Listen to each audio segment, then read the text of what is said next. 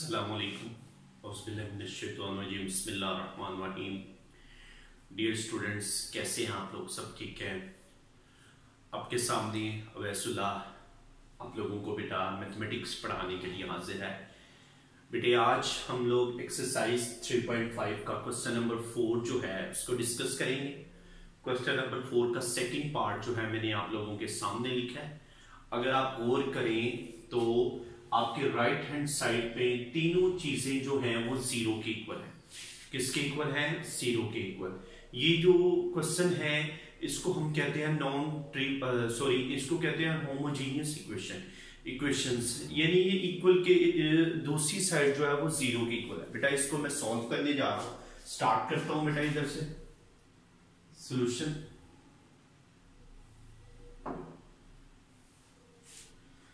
The given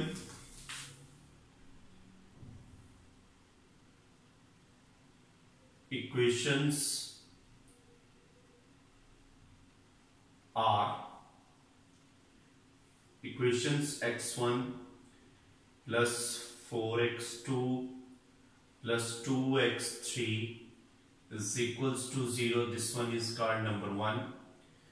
2x1 plus x2 minus 3x3 is equals to 0. This one is called number 2.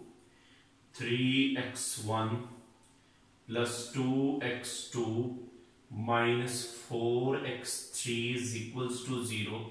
This one is called number 3. Okay, okay. The matrices of the form.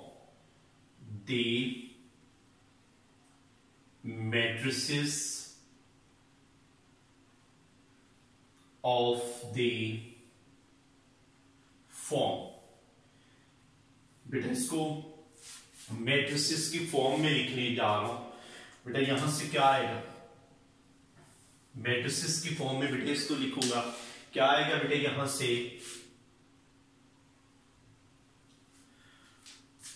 1 4 2 2 1 minus 3 3 2 minus 4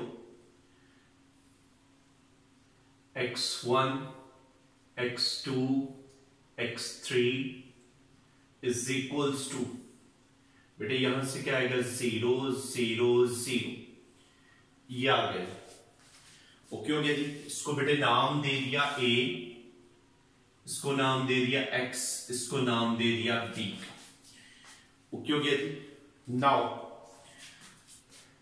Now we take a determinant। a का determinant लिया 1 4 2 2 1 minus 3 3 2 minus 4। ये आ गया जी a का determinant. अब बेटे इसके ऊपर क्या है? इसके ऊपर साइन है प्लस माइनस प्लस। एक्सपेंड करूंगा इसको रो 1 के साथ। एक्सपेंड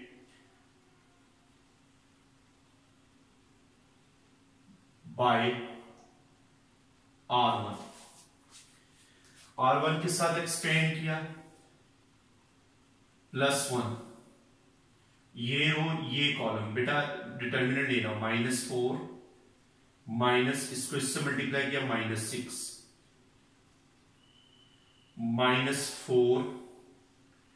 ये रो ये कॉलम छोड़ दिया, इसको इससे मल्टीप्लाई किया -8, इसको इससे मल्टीप्लाई किया -9 प्लस 2। बेटा ये रो ये कॉलम छोड़ दिया 2 2s are 4 -3।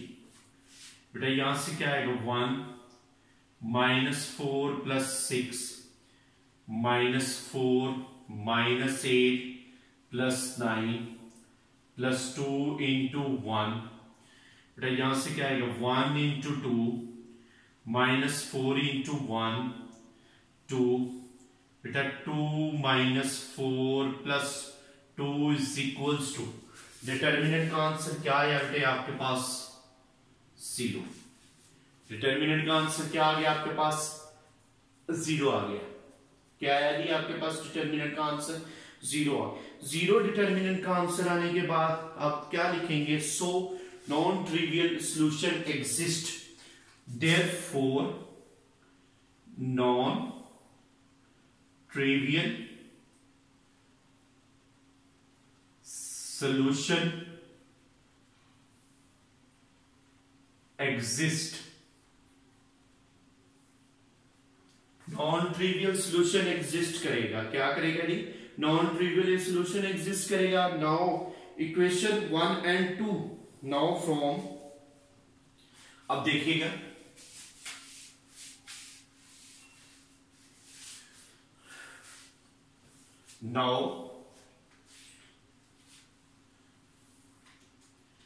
now in equation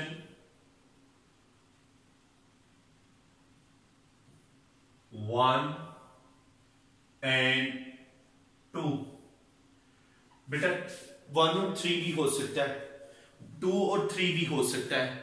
basically मैं क्या करने जा रहा हूं, मैं अब इन इक्वेशंस को आपस में सॉल्व करूंगा। मैं अब इन इक्वेशंस को क्या करूंगा आपस में सॉल्व करूंगा। बेटा अब इसको सॉल्व करने के लिए बेटा जो हम मेथड यूज करेंगे, हम लोग इसको पहले भी कर चुके हैं, मेथड यूज करेंगे। बेटा कितने वेरिएबल हैं? 3 वेरिएबल्स हैं, x1, x2, x3। कौन कौन सी इक्वेशंस यूज हो रही हैं बेटे आपके पास? इक्वेशंस आपके पास यूज हो रही हैं बेटे 1 और 2। बाकी मैं रेस करने लगूं, बाकी मैं सारा रेस करने लगूंगा आपके सामने, क्योंकि अगर डिटर्मिनेंट बेटा 0 ना होता तो इसका ट्रिवियल सॉल्यूशन होना था। ट्रिवियल सॉल्यूशन का मतलब होता है कोई स्पेसिफिक नंबर्स होने। जैसे हम 1, 2 और 3 क्वेश्चंस किए हैं, उसमें कोई ना कोई x की वैल्यूज नंबर आती थी। अब यहां पे कोई नंबर आंसर नहीं आएगा क्योंकि डिटर्मिनेंट 0 के इक्वल आ गया था। अगर डिटर्मिनेंट 0 ना आए तो इसका मतलब कोई ना कोई नंबर आंसर। अब इसका इन जनरल सॉल्यूशन निकलेगा बेटे। अब देखिएगा बेटा क्या आएगा, x1, x2, x3। x1 है, x1 को छोड़ देना है, x1 को छोड़ देना है। जब बाकी जो एलिमेंट्स है वो डिटर्मिनेंट के फॉर्म में लिखते हैं। 4, 1, 2, -3। डन हो गया। अगला जो है, अब बेटा क्या है, x2 को छोड़ देना है। अब ये 1, 2, 2, -3। अब बेटा क्या है, x3 को छोड़ देना है। क्या आएगा बेटा? 1, 2, 4, 1। ये इसको सॉल्व करने का मेथड। दरमियान वाला जो है उसके साथ माइनस जरूर लगाना है। ओके हो गया। दरमियान वाले के साथ आपने क्या लगाना है जी? माइनस जरूर लगाना है। बेटे आप देखिएगा, इसको मैं सॉल्व करूंगा, इसको मैं रेस करने लगा। ठीक है जी। यहां से क्या आएगा, x1 बेटा डिटर्मिनेंट ओपन होगा 4 into -3 -2 into 1 is equals to -x2। ये बेटा इसके साथ 1 into -3 -2 into 2 is equals to, ये आ जाएगा x3। बेटा क्या आएगा, 1 इंटू 1 -4 इंटू 2। बेटा यहां से क्या आएगा, x1, यह आ जाएगा -12 -2 -x2। बेटा ये क्या आ जाएगा, -3 -4। बेटा ये क्या आ जाएगा, x3। बेटा ये क्या आ जाएगा, 1 -8। x1 क्या आ जाएगा, -14 -x2 क्या आ जाएगा, -7। x3 क्या आ जाएगा, -7। x3 क्या आ जाएगा, -7। बेटा मल्टीप्लाइंग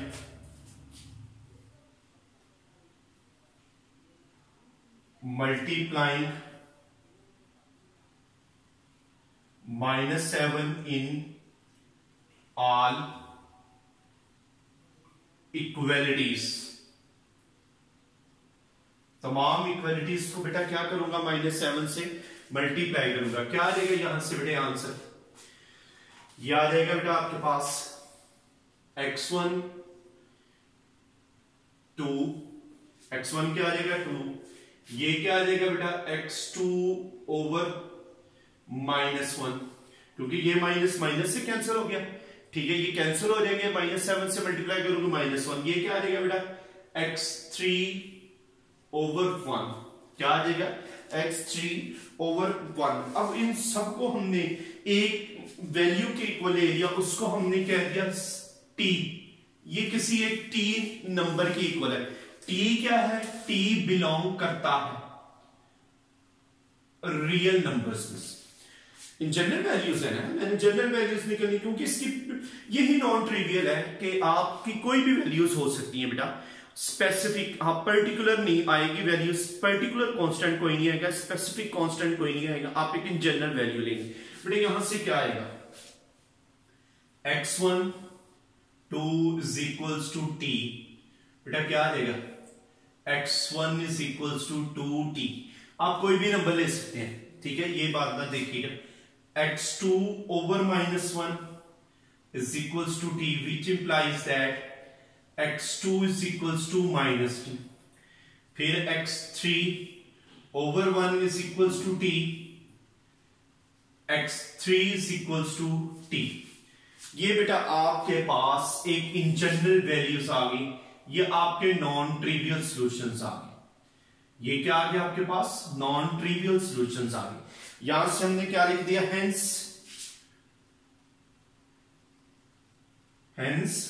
बेटे क्या आ जाएगा x1 is equals to 2t, x2 is equals to -t, x3 is equals to t, ये इसके एक जनरल वैल्यूज आ। कुछ बात समझ आ गई? ओके हो गया, इसको देख लीजिए ध्यान से। ये क्यों जनरल वैल्यूज आई, क्योंकि बेटा डिटर्मिनेंट इज इक्वल्स टू 0, अगर इसका डिटर्मिनेंट 0 ना आता तो ये नहीं आता। और वैसे भी याद रखें इक्वेशंस की जब दूसरी साइड 0 के इक्वल हो तो हमेशा चेक कर ले, उसका डिटर्मिनेंट हमेशा 0 के इक्वल आएगा, चेक भी कर सकते हैं आप। बात समझ आ गई, इसमें कोई नहीं है। ओके हो गया जी।